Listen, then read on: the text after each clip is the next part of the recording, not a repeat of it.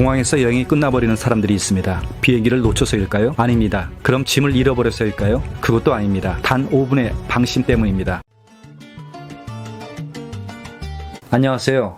해안행TV입니다. 여행이 망하는 순간 언제라고 생각하십니까? 현지에서 소매치기를 당했을 때, 호텔 예약이 꼬였을 때, 아니면 렌터카 사고가 났을 때 다 틀렸습니다. 여행이 망하는 진짜 순간은 공항에서 이미 시작됩니다. 그것도 여러분이 예상하지 못한 지점에서 말이죠. 더 큰 문제는 이 실수들이 너무 일상적이라는 겁니다. 나는 괜찮겠지, 다른 사람들도 다 이렇게 하던데라고 생각하다가 공항에서 멘붕이 오는 겁니다. 오늘 이 세 가지만 기억하신다면 여러분의 다음 해외여행 최소한 공항에서만큼은 안전할 겁니다. 첫 번째 실수입니다. 많은 분들이 환승 시간을 단순히 비행기 내리고 다른 비행기 타는 시간으로만 생각합니다. 인천에서 방콕을 거쳐 파리로 가는 노선이 보입니다. 방콕 환승 시간은 1시간 40분. 충분하겠네 하고 예약 버튼을 누릅니다. 그런데 이게 충분하지 않습니다. 실제 환승 과정을 한번 살펴볼까요? 일부 국가에서는 환승객도 입국 심사를 받거든요. 줄이 길면 30분은 기본입니다. 미국처럼 첫 입국지에서 반드시 짐을 찾아야 하는 나라도 있습니다. 만약 짐이 늦게 나오면 끝입니다. 짐을 찾았으면 이제 세관을 통과해야 하고 그 짐을 다시 맡겨야 합니다. 그리고 보안 검색을 다시 받고 출국 심사를 또 받습니다. 탑승구로 이동하는데 공항이 크면 셔틀을 타고 가야 합니다. 환승 터미널 간 거리가 멀다면 한참을 이동해야 하는 경우도 많습니다. 더 큰 문제는 별도 발권입니다. 항공권을 따로따로 끄는 경우를 말합니다. 이걸 별도 발권이라고 하죠. 예를 들어 인천에서 방콕까지 한 장, 방콕에서 파리까지 또 한 장, 이렇게 따로 구매한 경우이죠. 이렇게 별도 발권을 했는데 환승에 실패하면 항공사는 이렇게 말합니다. 그건 저희 책임이 아닙니다. 손님 책임이죠. 다음 비행기 항공권을 새로 사야 합니다. 20만 원짜리 항공권이 갑자기 150만 원이 됩니다. 환승 한 번 실패로 여행 예산이 통째로 증발하는 거죠.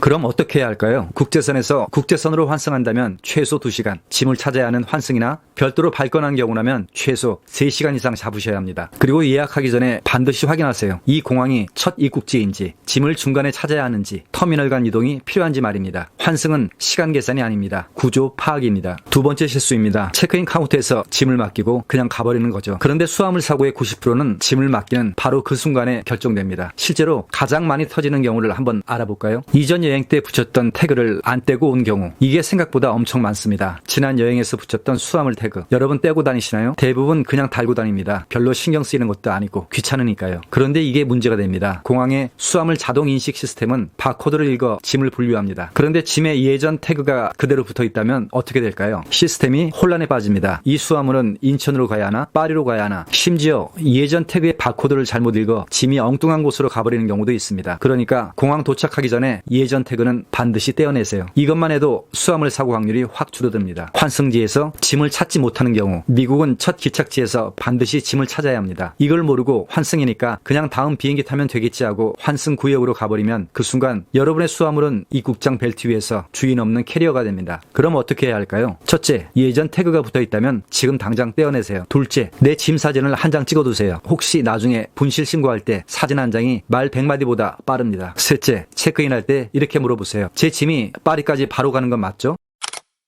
세 번째 실수입니다. 탑승권에 적힌 게이트 번호를 확인하고 거기 가서 앉아있으면 끝이라고 생각하는 거죠. 그런데 탑승구는 단순히 기다리는 공간이 아닙니다. 여행의 마지막 변수가 터질 수 있는 곳이죠. 공항 안내 방송이 나옵니다. 오젯 123편 탑승구가 23번에서 45번으로 변경되었습니다. 그런데 여러분은 화장실을 갔다 오는 중이거나 이어폰을 끼고 있거나 핸드폰을 보고 있어 이 방송을 모두 놓쳤습니다. 고개를 들어보니 사람들이 다 사라져버렸죠. 전광판을 보니 게이트 체인지라고 적혀 있습니다. 더 황당한 건 게이트 변경은 탑승 30분 전에도 일어난다는 거죠. 면세점 쇼핑에 빠져 탑승 시간을 놓친 경우, 탑승까지 1시간이 남았습니다. 시간 많네. 면세점 좀 구경해볼까? 향수를 보고 술을 보고 계산을 합니다. 시계를 봅니다. 탑승 시간 10분 전이죠. 뛰어가지만 면세점에서 게이트까지는 걸어서 10분 거리입니다. 도착했을 때는 이미 탑승 마감 직전이죠. 더 최악인 경우는 이미 문이 닫힌 경우입니다. 항공권이 날아가죠. 면세점 쇼핑으로 5만 원을 아끼려다 150만 원을 날리는 겁니다. 그럼 어떻게 해야 할까요? 게이트 변경 대비 10분마다 전광판을 확인하세요. 항공사 앱 알림도 켜두는 게 좋습니다. 탑승 시작 30분 전에는 반드시 게이트 앞에 있어야 합니다. 오늘 내용을 정리하겠습니다. 환승은 단순히 시간 계산이 아니라 구조 파악입니다. 최소 2시간에서 3시간. 별도 발권이면 더 여유 있게 잡으세요. 수화물은 맡기기 전부터 신경을 써야 합니다. 예전 태그는 반드시 떼어내고 사진을 찍어두고 준비하세요. 여러분의 여행을 망치는 건 큰 사고가 아닙니다. 공항에서의 5분짜리 방심이죠. 여러분이 공항에서 직접 겪은 실수나 아찔했던 경험 공유해주세요. 여러분의 경험이 누군가의 여행을 살릴 수도 있습니다. 오늘 영상은 여기까지입니다.